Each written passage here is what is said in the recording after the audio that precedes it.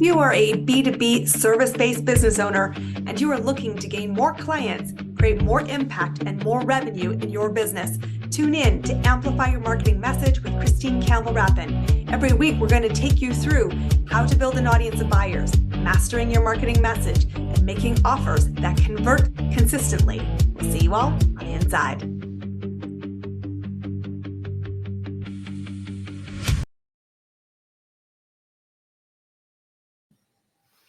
Embracing risk is the fuel for sustainable growth.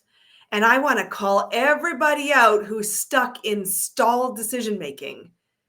It is your wake-up call that is essential to get you unstuck and get you moving in a marketplace that is leaving you behind.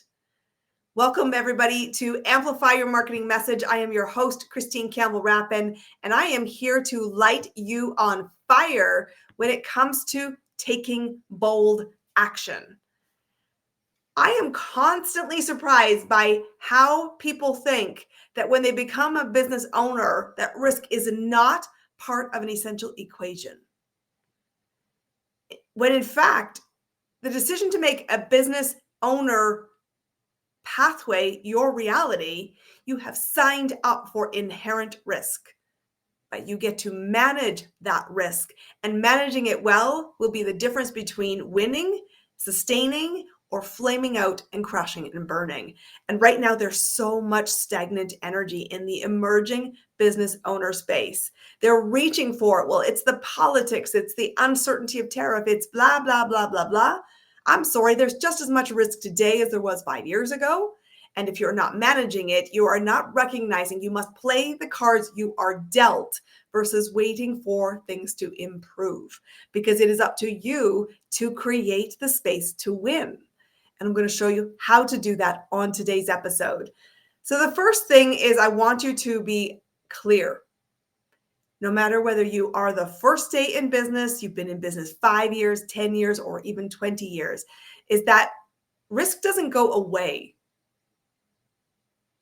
if you want to be here in business tomorrow. What changes is our tolerance. What changes is our commitment to ourselves to make a bold decision and then make it right, which is all about managing risk.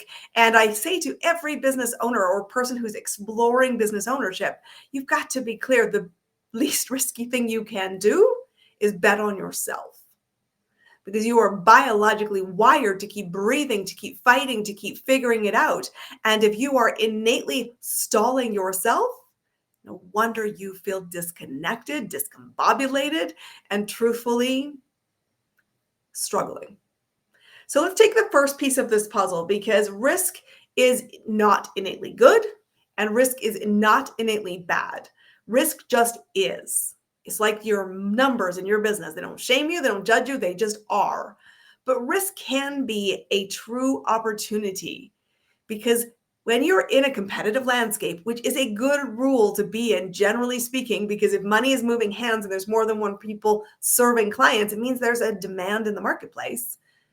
There are people, though, will have different tolerance of risks, and in friction, in economic changes, in political turmoil, there is always opportunity for the risk taker to carve out space, to get clearer on who they are, and to win disproportionately to the opportunities that were there in the past.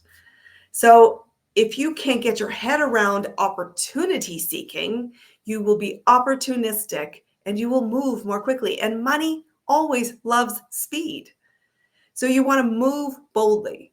You want to first move so that you can defend and put your stake in the sand and say, this is who we are, this is what we do, we're the best known in the industry, and we're the first known. But it means that you must not do the hokey pokey. You can't take a baby risk step and then immediately take 10 steps back. And that's the problem. You have to stomach the risk. How do you do that? Well, if you see risk as opportunity and you see it as a key way that you can differentiate yourself, you must understand that you have to manage the hardest 6 inches in the business world. Those are those 6 inches between your 2 ears, your mind. I tell people the reason we win predictably and the reason I have made $1 billion of sales in the business marketplace is because I have been clear to bet on myself, to make a decision, and to commit to making it right. And I recognize that decisions that used to freak me out now are like breathing. I look at the ROI. I look at the return on investment. I look at the legacy I could create by being a first mover. I consider the consequences of inaction. And truthfully, I am wiring myself every day to what if this works out better than I imagined? Instead of the dialogue you hear in the media, which is the sky is falling, nothing will get better, and you're better to hunker in like a total person scared to live. I'm not into that. So I first off look at risk as an opportunity, and I look at how I can write that opportunity and ride the wave. And secondly, the reason I can move forward is not because I'm not afraid. Fear is part of business. It is part of the risk tolerance thing that goes on in our mind. But I look at how can I assess the risk. I spend time thinking about, can I be proactive in managing risk, be a first mover, or do I want to always be catching myself on fire and living in responsive energy? That is a choice. What are you choosing? If you choose to be proactive about problems and opportunistic in how you see the competitive landscape, and you commit to yourself that I will make any decision and make it right, here's how you do it. The first thing you want to do is brainstorm what's going on. You want to take as much emotion out of this as you can and get unbiased, unfiltered, and brainstorm. What's the lay of the land today? You absolutely can brainstorm. What do the pundits, the expertise, the people with bigger risk tolerance than you saying about the future that is forecasted? Note, not guaranteed, forecasted. You then want to identify options. Remember, in a brainstorming exercise here, we don't vet whether an opportunity or an option is good, bad, or indifferent. We just dump choices. And there are always choices, my friends, in every economic climate. Second thing, I need to really think through what is the likelihood of this option playing out. Because not all choices are equally likely. And the thing in our brain, the unfortunate wiring of our hard DNA, is that we will look fatalistically. We'll look for everything will be the worst case scenario. And my friends, it's just not true. You know it. I know it. So do not buy into the hard wiring. Be the intelligent being you're capable of and say, let's really look at the assessment of likelihood. And when we know the assessment of the likelihood, we need to think about what are the impacts of the consequences that I could see occurring. How does it impact me? How does it impact my team? How does it impact my clients? How does it impact our budgets? How does it impact all of the oxygen we feel about the commitment we will hold steadfast to the decision? And how can I mitigate that risk? How can I hedge for the likelihood? Could I insure it? Could I put financial backing in it? Could I shore up by resources of people or spaces? You can take a lot to this dance with you.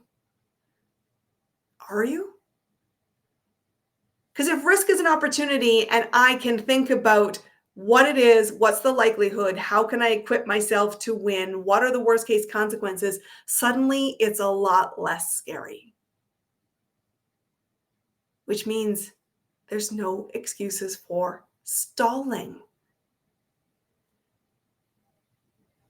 Because in a marketplace that is moving, some will hold, some will move, some will win, some will take consequences that are irrecoverable.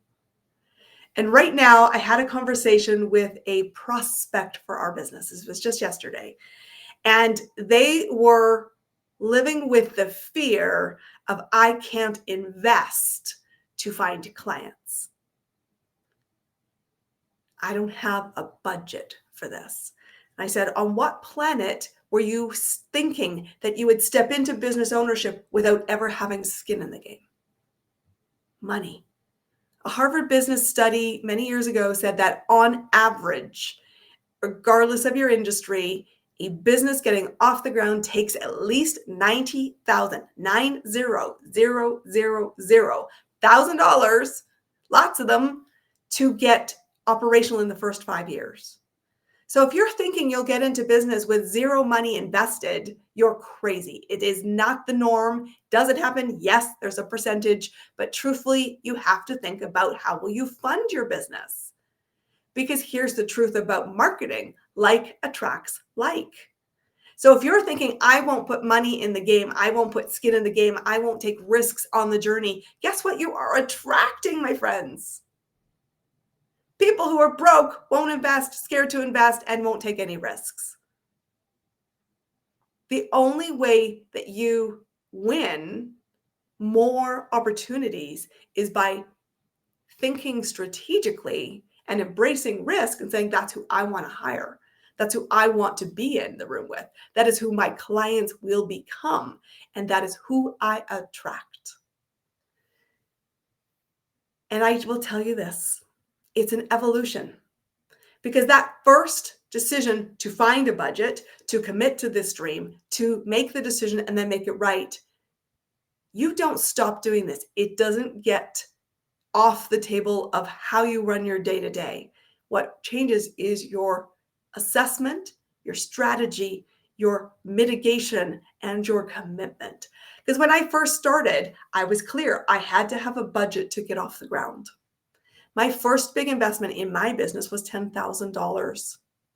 I committed to a program to get into rooms to people who took bigger risks. They were spending almost millions of dollars just to buy Zoom because they had that many people in the room. Yeah, I was in a guru space and I wasn't thinking $10,000 versus $1 million were very different, but to me, they felt a lot the same. But I made that decision and thought, I have to make this right. I have to do the exercises. I have to show up. That was me mitigating the risk, because if I could do what was told to me, I would open new doors of opportunity to walk through. Nothing happens without effort. And I will tell you, the consequences of it not working were significant. So it wasn't a viable option. I wanted to choose. But over the course of my business, I watched quickly how a $10,000 investment was not a big deal. I looked at, if I would buy that opportunity to get into that room, what could I do from an opportunity point of view? Was it a faster path? Yes. Could I make the most of it? Yes. Could I commit to reducing my risks? Yes. Could I choose to bet on myself? Yes. And as a consequence to that, my business has exponentially grown. When so many people are struggling, I'm not struggling. And I'm not struggling because you and I are playing different games. You and I are choosing different conversations around risk. The least risky thing you can do in business is to bet on yourself. If you will not put skin in the game, if you will not budget, if you will not invest, you are attracting the same. The opposite is equal true. If I can take the opportunities that I'm given, if I can create spaces to be bold, be the first mover, to receive opportunity, to manage the financial risk, to get really truthful about the probability and likelihood of something happening, and I am aware of the opportunity consequences that I could be encountering, guess what happens? I don't get derailed when they do. I go, oh yeah, I forecasted that could happen and it's happening and I know what to do. What does that actually mean in day to day? You see a freight train coming at you and you go, you're on time. It's 3 o'clock. Let me wink at you, wave at you, watch you blow past me, and I keep moving. Right now, the stalled energy you're in is likely coming from the risk tolerance you have. You want a better outcome? Step into the risk, bet on yourself, manage expectations, and keep moving. We as human beings are innately meant to be moving. One of my tenements of business success is that it is easier to get in motion and stay there than it is to constantly do the hokey pokey. Is anything in business guaranteed? No, because in life, nothing is guaranteed. But I can guarantee this, that business and life are about a series of decisions. You think you have a problem with leads. Okay, great. I recognize that. But when we solve the leads problem, we haven't built a business. We have solved a leads problem. And if we have leads and we don't sell them, we now have a sales problem. And if we sell and serve and finalize and fix the sales problem, do we have a business? Well, we have a current client, but not a business. We have to figure out how we deliver service while looking for a next client, because one client doesn't make a business. It makes revenue. And our goal as business owners, as anybody who will tell you, is predictable revenue, because I need stable paychecks. I have to pay for my expenses. I must look for a series of clients, which means I have to have the operations in place. And when I have operations in place, now my conversation is, do I still have a business? Well, I have recurring clients, that's true, but do I have profit? And I need to solve for the profit equation. And that might mean changing who I want to attract as a lead, how we sell business, what our offers are, how we deliver it. Because the only thing that matters is not that you create revenue as a business owner, it's that you have profit to keep in the exercise. So I always think I'm in control of my risk.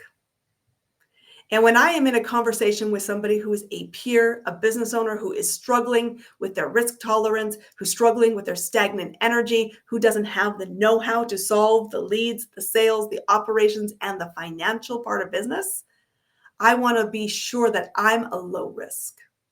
Me, our business, as mentors, are we low risk? And the answer is always a definitive yes. We are low risk. Does it cost money? Yes. But the investment of fixing this is an exponential opportunity for our clients. It's an exponential way to manage their risk because they're not trying to figure it out all on their own. And what matters most is that we will help people identify moving opportunities, because while they're in their busy noise, we're looking at the landscape with less emotional heat. And we're looking for the patterns of success. So today, I want you to do one thing for me. Listening to this episode of Amplify Your Marketing Message, I want you to look at the risks that you have already taken and remind yourself that you are a risk taker. What opportunity, what investment, what piece of opportunity do you need to decide right now and then commit to going to make it right and doing it? Opportunity doesn't wait for you, you create it. And your commitment to creating it consistently is how you stay relevant, how you win, and how you enjoy the benefits, the fruits, the rewards of a profitable business.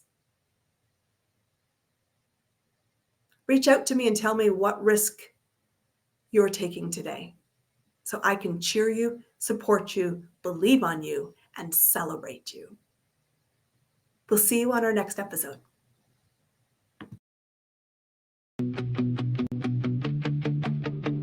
That's a wrap on another amazing episode of Amplify Your Marketing Message with me, your host, Christine Campbell-Rappin. Be sure to subscribe on your favorite podcast platform so you don't miss another great episode. And be sure to visit christinecampbellrappin.com/podcast to get a free resource on how to master your marketing message. We'll see you all on our next episode.